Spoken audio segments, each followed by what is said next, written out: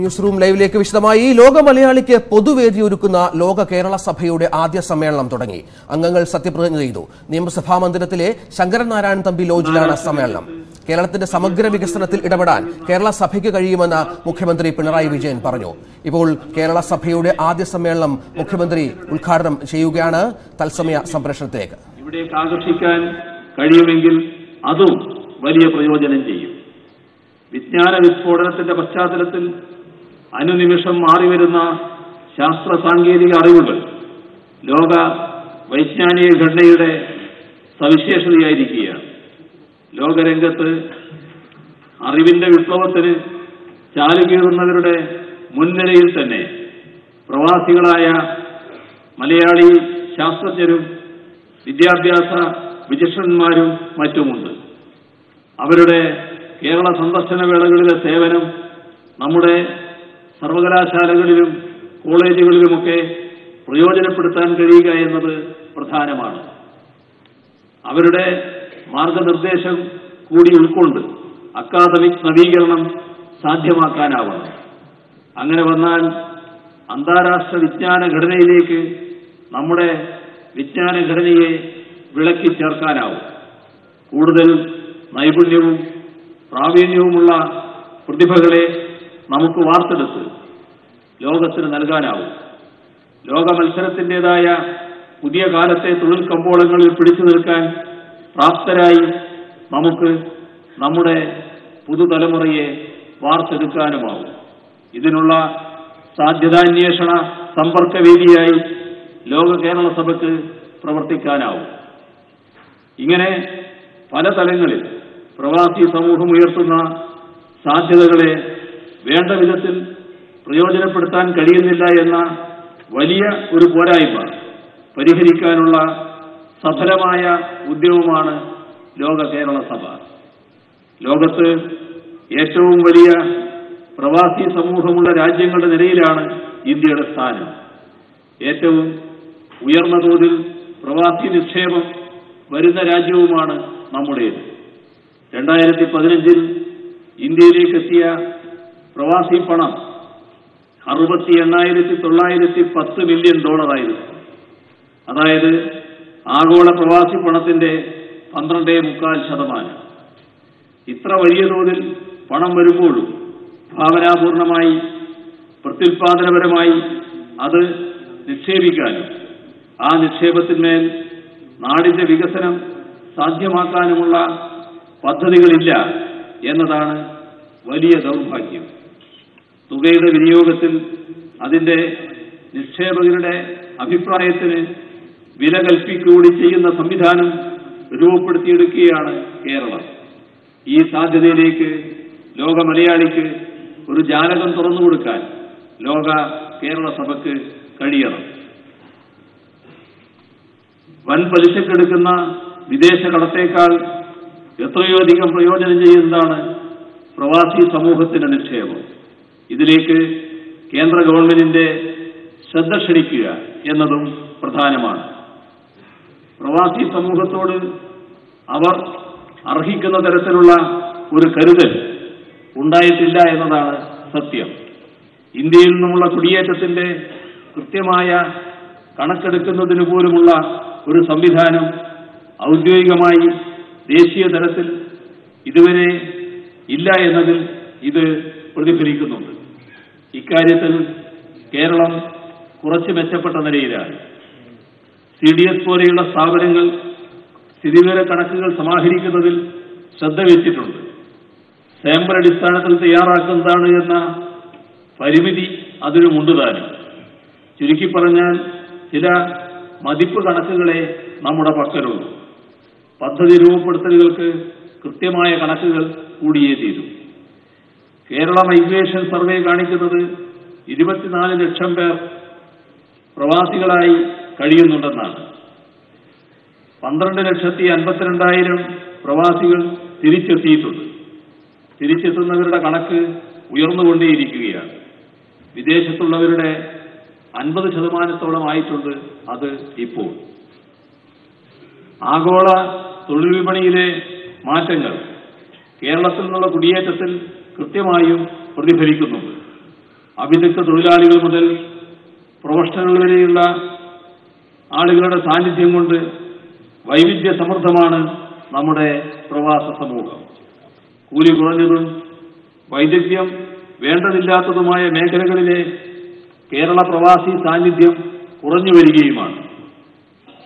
ഇതുമായി ബന്ധപ്പെട്ട് ലോക കേരള സഭ ചില കാര്യങ്ങൾ ശ്രദ്ധിക്കേണ്ടതുണ്ട്.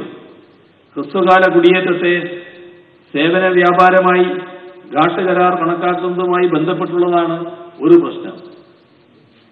അന്തർദേശീയ തൊഴിൽ സംഘടനയുടെ പ്രവാസ സംബന്ധമായ തൊഴിലവകാശ സംരക്ഷണവുമായി ബന്ധപ്പെട്ടതാണ് രണ്ടാമത്തേത്.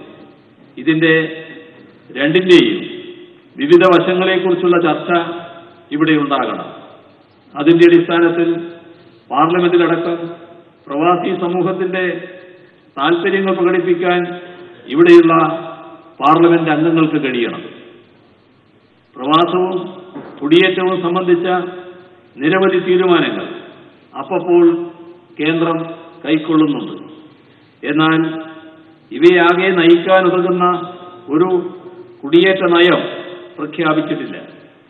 ചർച്ചയുടെ അടിസ്ഥാനത്തിൽ പോലുമല്ലാത്ത, സുതാര്യമല്ലാത്ത പല തീരുമാനങ്ങളും ഈ പശ്ചാത്തലത്തിൽ പ്രവാസി സമൂഹത്തിന്റെ താൽപര്യങ്ങളെ ഹനിക്കുന്നുണ്ട്.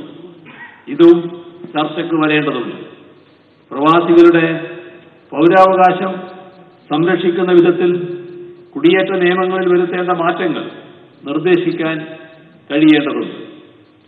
കേന്ദ്രത്തിന്റെ നയനിലപാടുകളുണ്ടാക്കുന്ന നിയന്ത്രണങ്ങൾ മൂലം ആതിഥേയ രാജ്യങ്ങൾ മറ്റു രാജ്യങ്ങളിൽ നിന്നുള്ള തൊഴിലാളികളെ തേടിപ്പോകുന്നതുകൊണ്ടുണ്ടാകുന്ന വൈഷമ്യങ്ങളും പരിഗണനയ്ക്ക് വരേണ്ടതുണ്ട്. ഈ പ്രതിസന്ധിയെ എങ്ങനെ മുറിച്ചു കടക്കാം എന്നത് സംബന്ധിച്ച നിർദ്ദേശങ്ങൾ ഉണ്ടാകണം. നൈപുണ്യവും വൈദഗ്ധ്യവും കൂടിയ തോതിൽ ആവശ്യമുള്ള തൊഴിൽ മേഖലകളിലാവും ഇനി വരുന്ന ഘട്ടത്തിൽ കൂടുതൽ അവസരങ്ങൾ എന്നതിനാൽ നമ്മുടെ വിദ്യാഭ്യാസ ഘടനയിൽ അതിനനുസരിച്ചുള്ള മാറ്റങ്ങൾ നിർദ്ദേശിക്കേണ്ടതുണ്ട്. വിശ്വാസ്യതയും ഉയർന്ന കാര്യക്ഷമതയുമുള്ള റിക്രൂട്ട്മെന്റ് ഏജൻസികളെ വളർത്തിയെടുക്കാൻ കഴിയേണ്ടതുണ്ട്. പ്രവാസത്തിന് മുൻപുള്ള ഘട്ടത്തിൽ പ്രവാസ ജീവിതത്തിലെ ഒരുപാട് കാര്യങ്ങൾ മുൻനിർത്തിയുള്ള വ്യക്തമായ ധാരണകൾ ഉദ്യോഗാർത്ഥികളിൽ ഉണ്ടാക്കിയെടുക്കാനുള്ള ശ്രമം ഉണ്ടാവേണ്ടതുണ്ട്. ചതിക്കപ്പെടുന്ന സാഹചര്യങ്ങൾ ഒഴിവാക്കാൻ ഇത് സഹായകമാകും. നിയമസഹായം, സ്ത്രീ പ്രവാസികൾ നേരിടുന്ന ചൂഷണത്തിന്റെ സാഹചര്യം ഒഴിവാക്കൽ എന്നിവയുടെ കാര്യത്തിലും കാര്യമായി ശ്രദ്ധിക്കാൻ കഴിയേണ്ടതുണ്ട്. മടങ്ങിയെത്തുന്നവരുടെ സമ്പാദ്യവും സാങ്കേതിക വിജ്ഞാനവും തൊഴിൽ നൈപുണ്യവും നാടിന്റെ വികസനത്തിന് ഉപകരിക്കുന്ന വിധത്തിൽ ഇവിടെ ഉപയോഗിക്കാൻ കഴിയുന്ന പുനരധിവാസത്തിന്റെ സാധ്യതകൾ ആരായേണ്ടതുണ്ട്. സാമ്പത്തികമായി ദുർബലരായ പ്രവാസികൾക്ക് വേണ്ടി ക്ഷേമനിധി രൂപീകരിക്കുന്നത് സംബന്ധിച്ച നിർദ്ദേശങ്ങൾ ഉണ്ടാവുന്നത് നല്ലതാണ്. വിദേശ നാണ്യത്തിലൂടെ പ്രവാസികൾ ദേശീയ ഖജനാവിനെ ശക്തിപ്പെടുത്തുന്ന സാഹചര്യത്തിൽ കേന്ദ്രത്തിന് ഇക്കാര്യത്തിൽ വലിയ തോതിലുള്ള ഉത്തരവാദിത്വമുണ്ട്. ആ ഉത്തരവാദിത്വ നിർവഹണം ഏതു വിധത്തിലാവണം എന്നത് സംബന്ധിച്ച നിർദ്ദേശങ്ങൾ ഉണ്ടായാൽ എംപിമാർക്ക് അത് കേന്ദ്രത്തിന്റെ ശ്രദ്ധയിൽപ്പെടുത്താൻ പറ്റും. വിദേശ നാണ്യ നേട്ടം കേന്ദ്രത്തിനും പ്രവാസത്തിന്റെ സാമൂഹ്യ ചെലവ് സംസ്ഥാനത്തിനും എന്ന നീതിയില്ലാത്ത നില നീതിയുക്തമായി മാറേണ്ടതുണ്ട്. പ്രവാസത്തിന്റെ നീണ്ട ചരിത്രമാണ് നമുക്കുള്ളത്. അറബിക്കടലിന്റെ സാമീപ്യം ഒരുപക്ഷെ ഇതിന്റെ കാരണമായിരിക്കാം. ലോകത്തിന്റെ ഇന്ത്യയിലേക്കുള്ള വാതിലായി കേരളം. ആ വാതിലിലൂടെ ധാരാളമായി ഇന്ത്യക്കാർ പുറത്തേക്ക് പോവുകയും ചെയ്തു. മലേഷ്യ, സിംഗപ്പൂർ, ശ്രീലങ്ക, ബർമ തുടങ്ങിയ രാജ്യങ്ങളിലേക്കായിരുന്നു ആദ്യഘട്ടത്തിൽ. ഇന്ത്യൻ നഗരങ്ങളിലേക്ക് തന്നെയായി രണ്ടാം ഘട്ട കുടിയേറ്റം. രണ്ടാം ലോകമഹായുദ്ധത്തോടെ മാറി വന്ന അന്താരാഷ്ട്ര സാഹചര്യം യൂറോപ്പിലേക്കുള്ള കുടിയേറ്റത്തിന്റെ വാതിൽ തുറന്നു. 70കളിൽ അറേബ്യൻ രാജ്യങ്ങൾ വലിയ തോതിൽ എണ്ണ ഉൽപ്പാദിപ്പിച്ചു തുടങ്ങിയതോടെ അവിടേക്കായി മുഖ്യ കുടിയേറ്റം.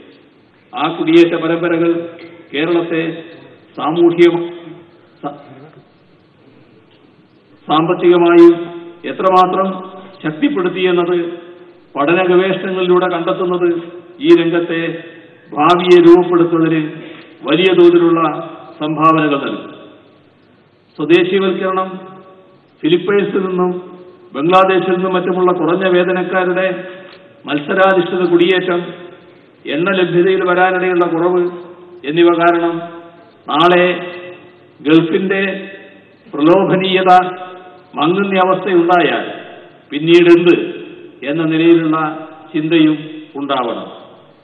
ഇന്നത്തെ കേരളത്തിൽ കാർഷിക വ്യാവസായിക മേഖലകൾ താരതമ്യേന ദുർബലപ്പെട്ടു നിൽക്കുന്നു. ആരോഗ്യ വിദ്യാഭ്യാസ മേഖലകളിൽ രണ്ടാം തലമുറ പ്രശ്നങ്ങൾ ഉയർന്നു വരുന്നു. ഇതുപോലെയുള്ള പ്രശ്നങ്ങളുടെ പരിഹാരത്തിന് എങ്ങനെയൊക്കെ പ്രവാസ സംഭാവനകൾ ഉപയോഗിക്കാം എന്നത് സംബന്ധിച്ച നിർദ്ദേശങ്ങൾ ഉണ്ടാവണം.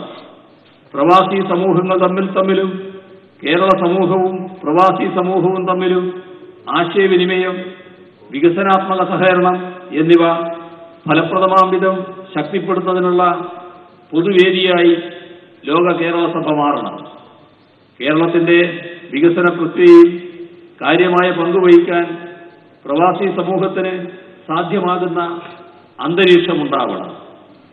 പ്രവാസികൾക്ക് കേരളത്തിൽ വ്യവസായ ബിസിനസ് രംഗങ്ങളിലേക്ക് കടന്നുവരുന്നതിനുള്ള തടസ്സങ്ങൾ നീക്കാൻ ശ്രദ്ധേയമായ നടപടികളുമായി നീങ്ങുകയാണ് ഗവൺമെന്റ് എന്നറിയിക്കാൻ സന്തോഷമുണ്ട്.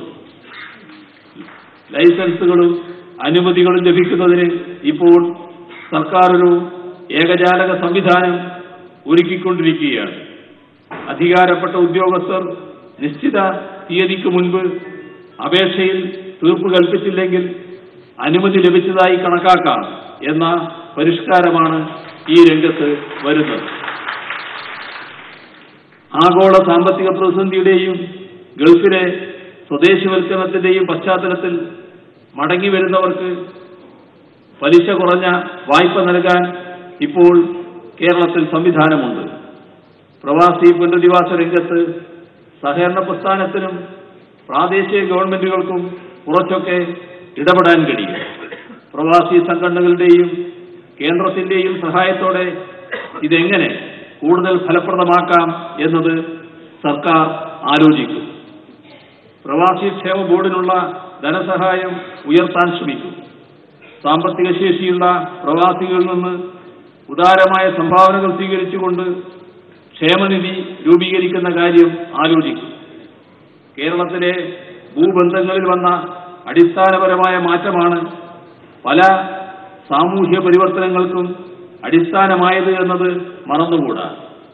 1957 EMS ഗവൺമെന്റ് കാർഷിക ബന്ധങ്ങളിലും ഭൂബന്ധങ്ങളിലും വരുത്തിയ ചരിത്രപരവും വിപ്ലവപരവുമായ മാറ്റങ്ങളാണ് അതുവരെ താഴ്ത്തപ്പെട്ട നിലയിലായിരുന്ന വലിയൊരു വിഭാഗത്തിന് തലയുയർത്തി നിൽക്കാൻ കഴിയുന്ന അവസ്ഥയുണ്ടാക്കിയത്. ആ മാറ്റമാണ് കർഷക തൊഴിലാളിയുടെയും കയർ തൊഴിലാളികളുടെയും ഒക്കെ മക്കൾക്ക് 10ാം ക്ലാസ് വരെയെങ്കിലും പഠിക്കാമെന്ന നില കേരളത്തിലുണ്ടാക്കിയത്. ആ അവസ്ഥ ഉണ്ടായതുകൊണ്ടാണ് ആയിരക്കണക്കിന് ആളുകൾക്ക് ഗൾഫിലേക്ക് തൊഴിൽ തേടി പോകാമെന്ന അവസ്ഥയുണ്ടായത്. സാമൂഹ്യ മാറ്റങ്ങളും കുടിയേറ്റത്തിന് വർധനവും തമ്മിലുള്ള ബന്ധത്തിന്റെ ഈ ചരിത്രമൊന്നും നാം മറന്നുകൂടാ. ഈ ചരിത്രത്തിലൂടെയാണ് കേരളം ഇന്ന് കാണുന്ന അവസ്ഥയിലേക്ക് എത്തിയത് എന്നതും മറന്നുകൂടാ. പ്രവാസികളുടെ പണം കേരളത്തിന്റെ മുഖച്ഛായ തന്നെ മാറ്റുന്നതിൽ വലിയ പങ്കുവഹിച്ചു. ബാങ്കിംഗ്, ഇൻഷുറൻസ്, വ്യാപാരം, വാണിജ്യം, വിദ്യാഭ്യാസം, ആരോഗ്യം തുടങ്ങിയ സേവന മേഖലകളിൽ വലിയ നേട്ടമുണ്ടാക്കാൻ സഹായിച്ചു. എങ്കിലും നിക്ഷേപത്തിലെ വലിയൊരു ഭാഗം ഭൂമിയിലും കെട്ടിട നിർമ്മാണത്തിലുമായി ഒതുങ്ങിപ്പോയി.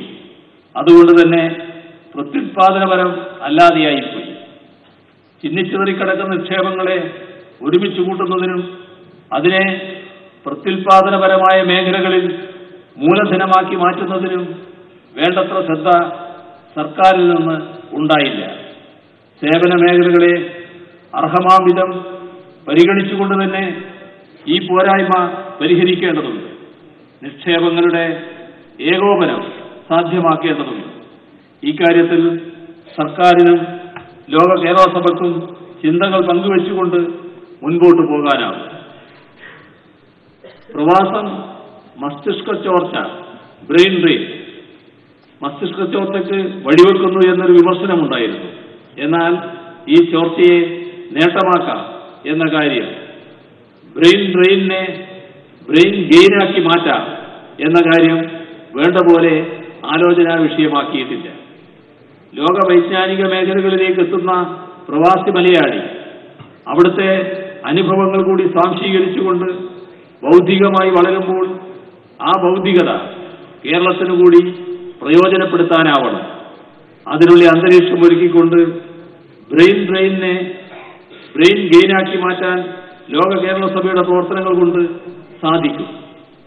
ജന്മനാടിന്റെ നവീകരണത്തിനും ശാക്തീകരണത്തിനും തങ്ങളുടെ പ്രതിഭ പ്രയോജനപ്പെടുന്നതിൽ സന്തോഷിക്കുന്നവരും അഭിമാനിക്കുന്നവരുമാണ് പ്രവാസി ബുദ്ധിജീവി വിഭാഗം. അവരുടെ മനസ്സിന്റെ സന്നദ്ധതയെ നമുക്ക് പൂർണ്ണമായും പ്രയോജനപ്പെടുത്താനാവണം. പ്രവാസി സമൂഹത്തിൽ ഇന്ത്യയുടെ എല്ലാ ഭാഗങ്ങളിൽ നിന്നുമുള്ളവരുണ്ട്. ഇവരുടെയാകെ ക്ഷേമ പുനരധിവാസ കാര്യങ്ങൾക്കായി ദേശീയ തലത്തിൽ തന്നെ ഒരു പദ്ധതി രൂപപ്പെടേണ്ടതുണ്ട്. ചൈനയും ഫിലിപ്പൈൻസുമൊക്കെ രൂപപ്പെടുത്തിയ മാതൃകയിലുള്ള അത്തരമൊരു പദ്ധതി ഇവിടെയും ഉണ്ടാക്കാൻ കഴിയണം. അതിനുവേണ്ട നിർദ്ദേശങ്ങൾ കേന്ദ്രത്തിന് മുൻപിൽ വെക്കാനും ലോക കേരള സഭയ്ക്ക് കഴിയേണ്ടതുണ്ട്. പശ്ചാത്തല മേഖലയിലും അടിസ്ഥാന സൗകര്യ വികസന മേഖലയിലും പ്രവാസികൾക്ക് തങ്ങളുടെ താൽപര്യങ്ങൾ മുൻനിർത്തി തന്നെ നിക്ഷേപം നടത്താൻ കഴിയുന്ന ഒരു സംവിധാനം ഇപ്പോൾ കേരളത്തിലുണ്ട്. പരമ്പരാഗത ധനസമാഹരണ രീതി വിട്ട് ഈ ഗവൺമെന്റ് ആവിഷ്കരിച്ചിട്ടുള്ള കിഫ്ബി പോലുള്ള പുതിയ സമ്പ്രദായം അതിന് അവസരമൊരുക്കുന്നു. അത് ഉപയോഗിക്കുമ്പോൾ തന്നെ മാന്യമായ ലാഭവിഹിതം ഉറപ്പു നൽകിക്കൊണ്ട് ക്രൗഡ് ഫണ്ടിംഗ് മാതൃകയിൽ എങ്ങനെ പ്രവാസി നിക്ഷേപം സമാഹരിക്കാം എന്നത് സംബന്ധിച്ച നിർദ്ദേശങ്ങൾക്ക് ലോക കേരള സഭ രൂപം നൽകണം.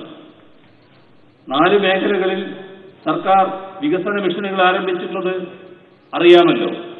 ജലസമ്പത്തിന്റെ സംരക്ഷണം, ശുദ്ധീകരണം, മാലിന്യ നശീകരണം, വിദ്യാഭ്യാസത്തിന്റെ നവീകരണം, ആരോഗ്യ ചികിത്സാ രംഗത്തിന്റെ കാര്യക്ഷമതാവൽക്കരണം, സമഗ്ര പാർപ്പിട ഉപജീവന സൗകര്യമൊരുക്കൽ എന്നിവയ്ക്കായുള്ള മിഷനുകളാണ് ഇവ. ഈ മേഖലകളിൽ പ്രവാസി സഹകരണം ഉറപ്പാക്കുന്നതിന്റെ സാധ്യതകൾ ലോക കേരള സഭയ്ക്ക് ആരായാവുന്നതാണ്. ആരോഗ്യ മേഖലയിൽ കുടുംബ ഡോക്ടർ എന്ന ലക്ഷ്യത്തോടെയാണ് നാം നീങ്ങുന്നത്. അതേസമയം രോഗി സൗഹൃദ ആശുപത്രി ഇന്നത്തെ നിലയിൽ സൃഷ്ടിക്കുന്നതിനാണ് ആർദ്രം മിഷൻ ശ്രമിക്കുന്നത്. വിദ്യാഭ്യാസ മേഖലയിൽ ആഗോള വിജ്ഞാന നിലവാരം ഇവിടെ ഉറപ്പാക്കാൻ പോവുകയാണ്. ഭവന നിർമ്മാണ രംഗത്ത് 5.25 ലക്ഷം കുടുംബങ്ങൾക്ക് കിടപ്പാടമുണ്ടാകാൻ പോവുകയാണ്. ദൂരവ്യാപകമായ സാമൂഹ്യ ചലനങ്ങൾ ഉണ്ടാക്കുന്ന ഈ പദ്ധതികളിൽ പ്രവാസി സമൂഹത്തിന് ഇടപെടൽ ആശാവഹമായ മാറ്റങ്ങൾ ഉണ്ടാക്കും. നിക്ഷേപങ്ങൾക്ക് സംരക്ഷണം നൽകുക എന്നത് പ്രവാസികളുടെ ദീർഘകാലത്തെ ആവശ്യമാണ്. ഗവൺമെന്റ് ലോക മലയാളിക്ക് പൊതുവേദി ഒരുക്കുന്ന ലോക കേരള സഭയുടെ ആദ്യ സമ്മേളനമാണ് ആരംഭിച്ചിരിക്കുന്നത്. അംഗങ്ങൾ സത്യപ്രതിജ്ഞ ചെയ്തു. നിയമസഭാ മന്ദിരത്തിലെ ശങ്കരനാരായണൻ തമ്പി ലോഞ്ചിലാണ് സമ്മേളനം നടക്കുന്നത്. കേരളത്തിന്റെ സമഗ്ര വികസനത്തിൽ ഇടപെടാൻ കേരള സഭയ്ക്ക് കഴിയുമെന്ന് മുഖ്യമന്ത്രി പിണറായി വിജയൻ സമ്മേളനം ഉദ്ഘാടനം ചെയ്തുകൊണ്ട് പറഞ്ഞു. പ്രവാസി മലയാളികളുടെ സംഭാവന വളരെ വലുതാണ്. സുതാര്യമല്ലാത്ത പല തീരുമാനങ്ങളും നേരത്തെ പ്രവാസികളുടെ താൽപര്യങ്ങൾ ഹനിച്ചിട്ടുണ്ട്. പ്രവാസികളുടെ താൽപര്യങ്ങൾ സംരക്ഷിക്കുന്ന വിധത്തിൽ കുടിയേറ്റ നിയമങ്ങൾ ഉണ്ടാകണമെന്നും മുഖ്യമന്ത്രി പിണറായി വിജയൻ പറഞ്ഞു. നടത്തിയിട്ടുണ്ട്. Innovation council പുനഃസംഘടിപ്പിച്ചിട്ടുണ്ട്.